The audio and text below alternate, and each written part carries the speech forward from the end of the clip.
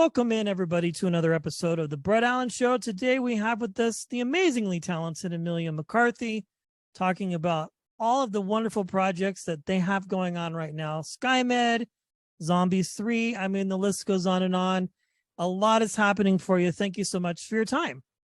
Thank you for having me. Yeah, it's an exciting time. Both of those projects came out pretty much on the same week. Of course, like everything just happens at once. But yeah, no, it's been a busy but exciting time for sure. Yeah, so my question would be, obviously you probably filmed these at separate times, but then they come out close together. How do you mitigate all of that? Because I'm sure you're doing lots of press and then you're excited about this project and that project, and but they're all great. Yeah, we filmed Zombies 3 in the past summer, and then SKYMED was September to January. And so I guess they just got sort of ready at the same time. And so I headed here to LA because I'm originally from Toronto, Canada. Okay. To press for both. And it's been a busy time. So I honestly decided not to go back. And I spontaneously moved here. And so just to add to my chaotic life. Yeah, as if two major projects wasn't enough, you added a move to it on top of everything else. Well, I mean, honestly, it's great to be in LA, but at the same time, that's probably where it's the best to be at the moment, especially if you're doing all these different things and working on other projects as well. But the zombie series is great. We just, as I said, the third one just came out. I think a lot of people are dying to know, no pun intended, if there's going to be a fourth.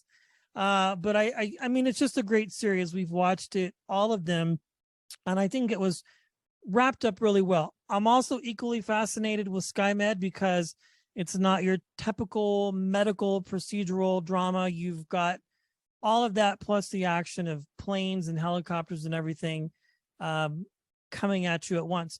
Two very different projects. When you go from one project to the other, do you have a specific process that you follow to essentially shed the skin of one character and sort of move on to another? Because obviously they're both different. They are very different. I've been so used to playing my character on Zombies because there's been 3 movies. Never say never for a fourth. It is living on, actually. There's going to be a pop-up at the Disney parks of it. Oh, nice. So, anything's possible. And yeah, SKYMED, it's a very different character than what I'm used to playing, very layered. So really for me, what I do is just try to get as much information as the entire project as possible to help me develop my character. And this character is so much more grounded and serious. And, my character in Zombies is just fun and lighthearted to play. So I didn't really have to shed her. I think it was time to say goodbye to her and move on to my character in SKYMED, Madison. And it was a really rewarding character to play. She's quite empowering and layered, and the evolution of the character is really interesting. Yeah, they're just both really great shows. I love SKYMED. It's a lot of fun. We've had other cast members on, and again, it's one of those shows that I'm fascinated with. I'm very curious because you have been a part of so many different projects. What was it that interested you or sort of drew you into becoming a storyteller or an actor? Like, what was interesting to you about it and made you go, this is something that I want to do? I was 7 years old when I had the idea to become an actress. I couldn't tell you. It was a random epiphany I had, and I told my parents, and instead of them taking it just as any other little kid stage, like I want to be an astronaut and whatever, I want to be an actress, they were like, okay, like let's do this. And I got an agent. My very first audition was for the movie Babel. Okay. Yeah, the Alejandro González Iñárritu movie, and Brad Pitt's in it, Cate Blanchett, Elle Fanning. And that was my very first audition to play Elle Fanning's double because she couldn't make it to part of the shooting and the long hours, etc. So we filmed in the Mexican desert for 6 weeks, and Wow. I had no idea what I was doing. But really, that experience told me that I could never go back. It was so fun. Obviously, I was lucky that was my first experience, but just the whole world of storytelling and the collaboration, and especially during, the pandemic and times like this where people really relied on our entertainment industry, I think it's just something that really speaks to me. Yeah, I can imagine. And it's, again, what you do. I say this all the time, is so different than what most people are used to. So like the fact that you get to be in movies and play make believe and do all of these fun things, I think listeners and viewers find it fascinating, because it's so different.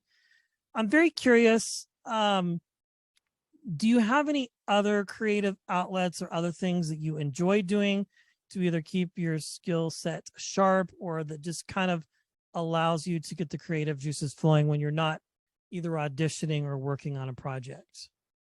Yeah, I've always been pretty creative. I grew up dancing. Okay. I wrote a book with my dad when I was 8. I went to school. I have a degree in film studies, so that's all the production side of things with casting and producing and directing. And of course, acting classes, always good to exercise your craft. So, yeah, I'm always surrounded by creativity. It's something that speaks to me. Yeah, I think once you've been bitten by the bug, so to speak, it's kind of hard to not do that. You know what I'm saying? For some people, it might be podcasting, or it could be acting, auditioning. Do you find yourself I know some actors like to read plays and other scripts. Do you find that interesting at all too when you're not acting? Or do you watch a lot of movies and study different people? Yeah. I watch everything. I watch every show, every movie. And my excuse is it's research. Like, There you okay, I go. spent the entire day on the couch watching one show, binge in one sitting. It's okay, it's research. Um, uh, Also, I have a degree in psychology, which I think is an interesting tie, the study of human behavior. I think that's an interesting perspective on being an actor as well. So, yeah, I don't know. It's something that has always just been of interest to me.